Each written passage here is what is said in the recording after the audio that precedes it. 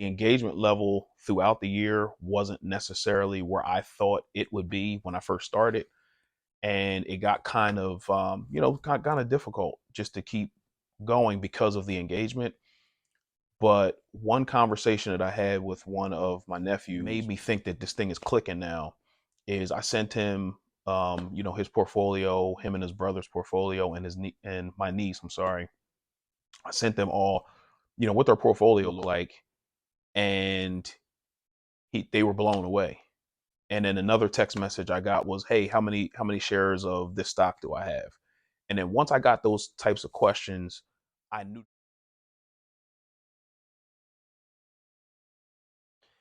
Hey, family. Welcome back to the Wealth is a Journey podcast, where we talk about all things wealth building. We're going to be talking about family. We're going to be talking about finances. We're going to be talking about budgeting. We're going to be talking to entrepreneurs.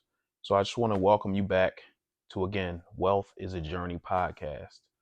So today we're going to be talking about why we're doing this wealth building journey. I believe that a lot of us are doing this wealth building journey to leave something to our family members, to our kids, to our spouses. So I think a lot of us, when we're on this journey, um, are on this journey because we're trying to leave something, like I said before, because a lot of us didn't have a lot of things growing up. So we want to, as far as our children go, we want to leave things to our children that we didn't necessarily have. Although I think that's a very good thing to do, I think a lot of us fall into the trap of, I want to get to the bag, I want to hustle, I want to grind, I want to do all these things so we can leave these things to our kids. But I think a lot of times we don't necessarily put the tools or give our kids the tools to be successful, to be able to handle the things that we're leaving them. The reason that I wanted to get into entrepreneurship and real estate specifically was because a one time, quick story, I was, my dad had picked me up. I think I might have been 8 years old. And I used to love going downtown Philadelphia, looking at all the big buildings and just look up at the buildings. One Liberty Place in particular, I used to just look up and like, oh my God, these buildings are unbelievable. But one time in particular, he picked me up. We were on Parkside Avenue in Philly, and he pulled over. He's like, "Hey, I'll be right back." He runs into this house. He comes back out, and he had like a wad of money in his hand. I'm like, "Yo, where did you get that money from?" Mind you, I'm 8 years old. And he said that people pay me to live here. I said, "Huh?" He was like, "Yeah, people pay me to live here." So from that point on, I always wanted to do real estate because I thought it was fascinating that people obviously are always going to need somewhere to live, but um, people paid him specifically to live at a specific place that he owned. So from that point on, I was like, all right, this is definitely something that I want to do, and that's something that always stuck with me until uh, we purchased our first property. I think I was 25, maybe 26, and it always stuck with me. Go back to what I had said earlier. We always, want to get to the bag so we can leave our kids things that we didn't necessarily have growing up. But I think a lot of our kids are watching us and seeing the things that we're doing. But I don't think we necessarily, again, give our kids the tools to be able to handle the thing that we're leaving them. So during the pandemic, um, one of the things that was very, very important to me was to, save all this money and then give it to my son. Again, I think that that's a trap because we just want to give, but not show them how to handle things. So I felt like I was where I am because, and then I figured things out along the way. But if he has me as a resource, there's no reason why he needs to be able to, he should have to figure things out.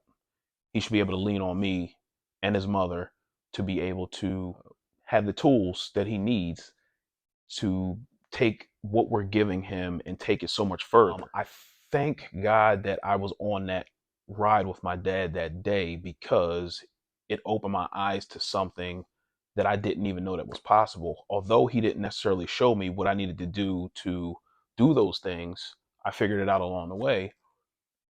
But if I had not been in that car that day, then the real estate journey probably, it may never even happen for me. Again, during the pandemic, I was on the wave of, okay, well, since we're in the house, I'm going to just, take the money that I'm earning from work and just invest in it. But what I learned is that that's the trap that a lot of us fall into. Like, it just popped in my head, like, this is the trap. Like, we give, but we don't show. And I think that the pandemic kind of opened my eyes. It kind of forced everybody to kind of sit down, settle down, and assess things that we were doing. And for me, it kind of made me realize of the things that I was doing wrong, because I wanted to leave him everything. But again, if he doesn't have the tools necessary to handle the things, then he's going to be lost, and he's going to end up squandering everything that his mother and I worked so hard to give him. So that day, once that popped in my head, I took action. I took steps, like I talked about in episode 3 about purpose, that I took steps. Although I don't know everything about investing, what I do know, he's going to get. He's going to get that information. So instead of just putting the money in for him, we started learning about stocks together. We started with things that we had in our refrigerator. We started with things that we consumed.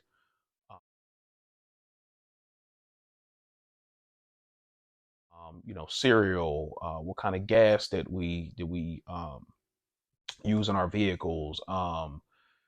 Just a whole bunch of different things that I think are tools that he can use later on down the line to be able to take the things that we're giving him a lot further. Another thought that I had, and this goes along with exposure, is why not make it fun, where instead of just teaching him the things that I know, again, and I don't know everything, but the little bit of information that I do have, he's going to get. Why not bring family and or friends along for the ride, so he can have his own little mastermind group of people that he can lean on, that are learning the same information that he's getting. And if they can kind of lean on each other, then they're going to go further together. So what I started doing was I started having Zoom calls with any family member and or friend that are children who their parents wanted them to get the information. And what we did was we try to keep it as simple as possible, giving them 5 questions a week. His cousins specifically, 2 of his cousins, and then 1 of his friends came along for the journey. I gave them 5 questions, and it would be questions like, what's a budget? What is adversity? What is a liability? What is debt? What's a scholarship? Just little things that they can start thinking about now that will pique their curiosity about investing. So by the time they come 18 years old, they're going to be sitting on a wealth of information that's going to be able to, kind of take them to the next level. I give them the questions, and then once they answer the questions, they get a Zoom link.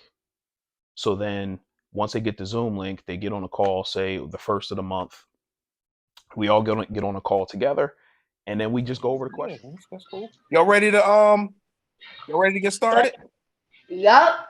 I will be a millionaire someday soon. I will be a millionaire someday soon. Investing is one of the tools I can use Investing is one of the tools I can use to help me get there. to help me get there. I thank God he gives me the power I think God gives me the power to make wise decisions with my income. to make wise decisions with my income. When I become a millionaire, When I become a millionaire, I will help others with the information I have. I will I will help. help. others with the information I have. Let's go. All right, BJ, talk to me, man. How did you help your parents around the house this week, man? I vacuumed the couches, took out the trash, cleaned the bathroom, cleaned my bathroom, cleaned my room, Okay.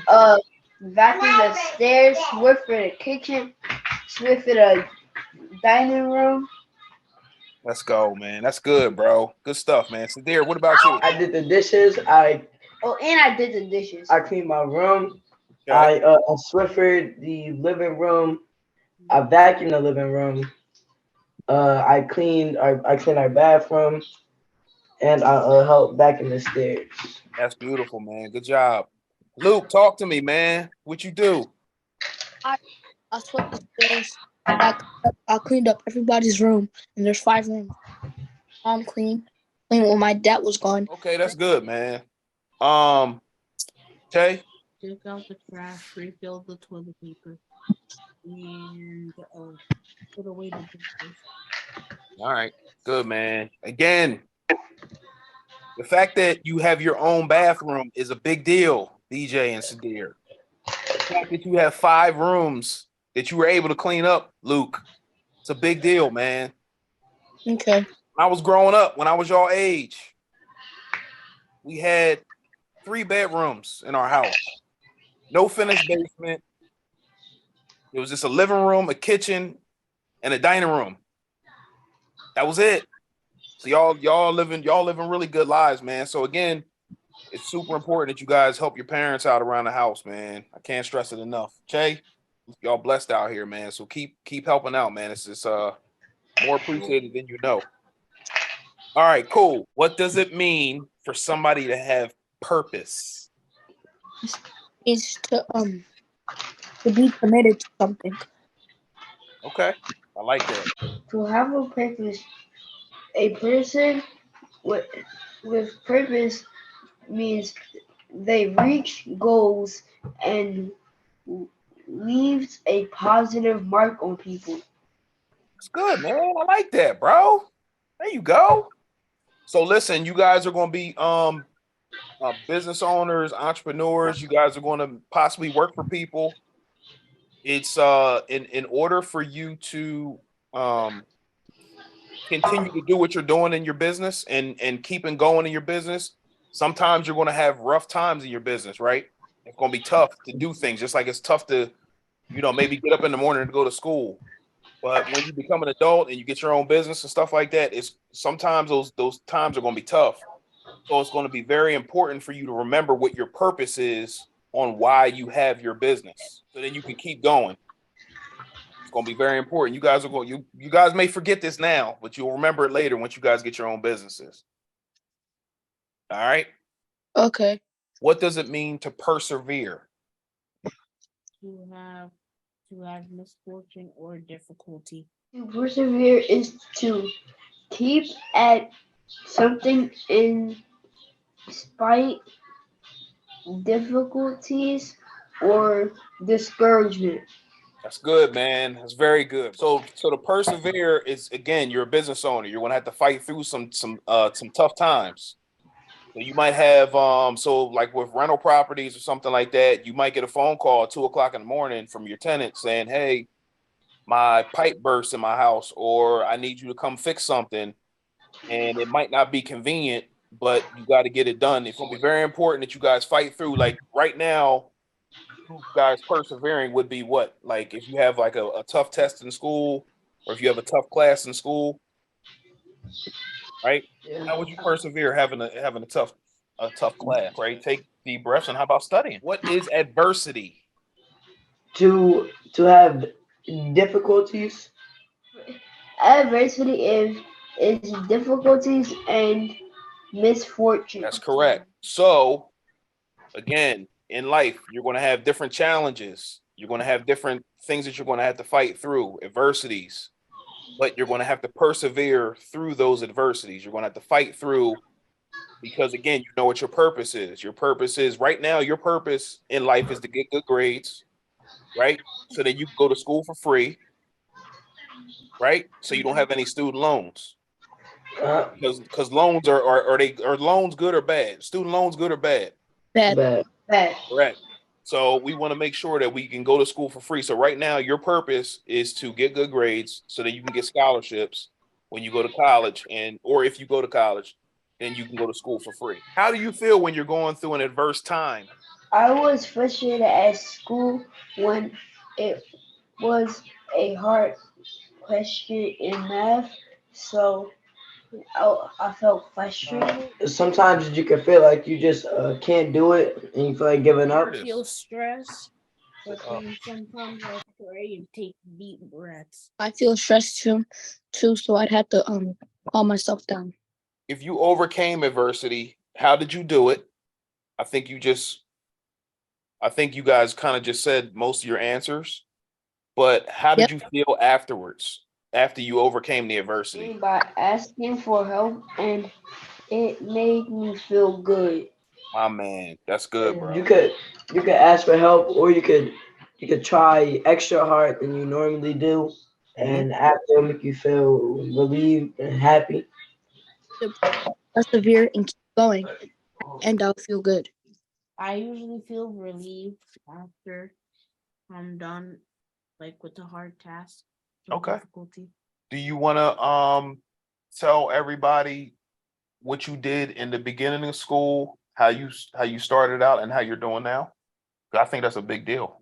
So I wasn't doing too good. I was like doing like 80s in like all my core classes, and then other classes I got like 70s and 80s, and now I got like all 90s. Man, guys, let's clap it up, man. It's good, man, because you persevered through having bad grades. You were stressed out. You had to take deep breaths. But how did you overcome it? What did you do? Prayed, took deep breaths, studied, Mm-hmm. time out of my day to study. That's good. All right, cool, man. Good.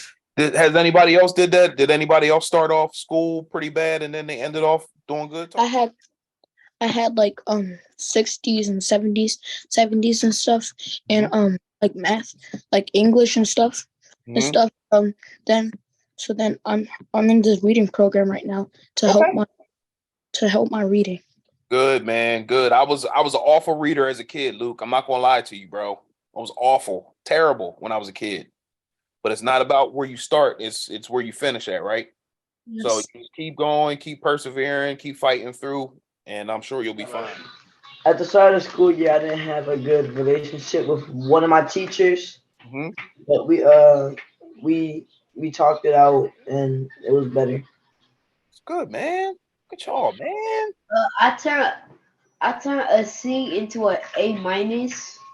Oh man. Hey man, clap it up for yourselves, man. Let's go. Good job. Hey man, listen, man, this is a big deal. So you learn how to persevere now. It's not going to be as hard to persevere and fight through things when you get older. When you have to start figuring that stuff out when you get older, that's when it's really hard. But if you guys are doing those things now and you guys are seeing the results, but if y'all can do this now, it's going to be easier when y'all get older. So good job. Keep up the good work. It may be frustrating if you have some challenges with learning or in school. I had a lot of challenges in school when I was growing up, but I'm doing okay now. So you guys will be fine. It's not about where you start, it's where you finish, right? So keep going, keep helping your parents out, keep getting good grades in school, and you guys are going to be in really good shape when you get older. So hopefully you guys saw in that video how small the questions are, but how impactful the mastermind is. And as they grow into their different areas of business or different areas of their careers, then they'll be able to help each other out because they've grown up and they know, say one of them wants to do YouTube, another one wants to do, movies and films. If the one that wants to do movies and films gets on the YouTube members, platform, then they can start promoting for them. They can help each other. And that's where the community piece, the mastermind piece comes in, because everybody wants to see everybody growing. And that's the hope. So they're getting investment information, they're getting mindset information, and they're getting community, which is going to help them grow. So again, if you think that, well, I don't know about investing, I can't do that, the questions are super simple. They're very simple. But again, I think back to when I was a kid, that one little small interaction with my dad set me on a path to own rental properties and be able to help any family member and or friend who wants to get into um, investing. I can give them whatever information I have. So just off of that one little interaction. So keep that in mind. And I was only 8 years old.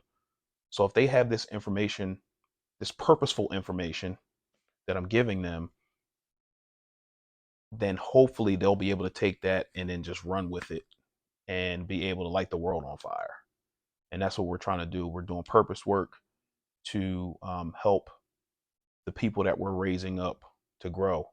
So if you are an entrepreneur, if you have a gift or ability, or you have information that you can give to any family member or friend, I would encourage you to do that, because once we start doing that, we start giving the information. And again, it's only for the people who want it. But my goal is to give as much information as possible to help somebody else. And that's why we're doing this. So if that's you, make sure that you're mindful of the people in your immediate circle that you can influence, and get to it. Let's go. So I said before, we're going to be highlighting entrepreneurs on this podcast. So today I'm going to be not necessarily highlighting, but again, another call to action for anybody who needs help setting up a budget. If you feel like you have problems with being able to set up a proper budget, I am having a free budget class on April 25th at 7 p.m. If you would like to participate, again, this is completely free. It will be a group setting. I do have a few people signed up for the class. I'm going to just go over how my wife and I, we set our budget up, and how it's impacted our lives, and it's impacted our way of life. The word budget, I think, is very scary, but it doesn't have to be. If you set it up properly, you can pay down things and still live at the same time. But again, it's all going to be up to how you set the budget up. And that's what we're trying to do. We're helping people set budgets up. If you have any questions, you can ask me then, because everybody didn't learn this information growing up, and I understand that. But we're trying to take that excuse away and help you live the life that you want to live. So if that's you, April 25th, 7 p.m., email me. I'll put my information below. You can DM me on Instagram. Want to be a part of the class? I'll send you the link. All right, let's go.